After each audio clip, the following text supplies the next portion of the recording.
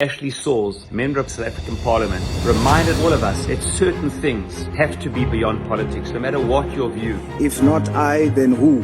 Is the word penned by the late South African-born young soldier Daniel Perez in his diary. He's a South African-born Israeli soldier who, at age 22, lost his life in combat against Hamas during the 7th October massacre. He was taken hostage by the terrorist group and officially reported dead thereafter.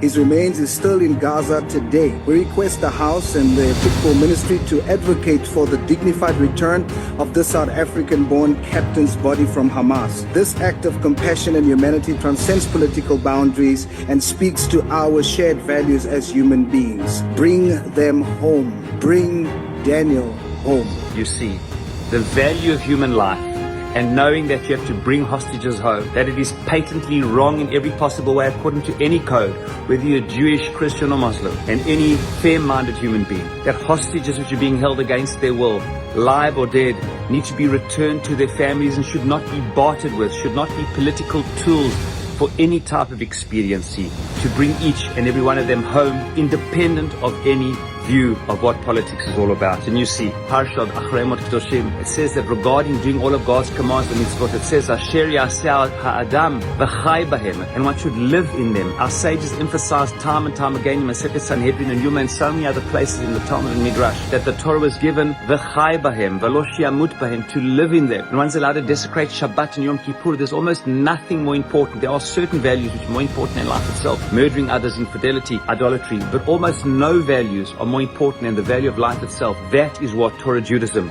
is all about. And that is why the Torah says later on in the book of Devarim, Deuteronomy, it says in chapter 21 that a person has to be buried immediately. Why? Because a person whose corpse is lying around, the kiladat elokim talui, because you are hanging, so to speak, an image of God. Judaism has always taught since the dawn of mankind that every human being is created in the image of God, and therefore leaving a corpse, which people leave corpses as they have in Gaza, people in cupboards, in refrigerators, God knows where they are. Our son Daniel is one of these people who leaves people in places like this. So this is the image of God. And the same Judaism which teaches the sanctity of life understands that in death, this is the great opportunity to sanctify life, to show that the body, a God-given vehicle to do so much good in the world and to celebrate life, should be given a dignified burial. It is these values that the Jewish people have taught the world since time immemorial, that is at stake in this battle. And regarding what our political views are, there has to be common decency, that all those and all human beings created in the image of God have to respect the image of God, alive or dead.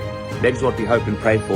And I commend Ashley Sauls, Member of Parliament, all those who stand up and bring truth to power and understand that in all fora, there have to be certain things which are meta values, pre-political, which touch on the very essence of what it means to be a human being, and should not ever be something controversial that we need to trade in and be caught in political expediency. Shabbat Shalom.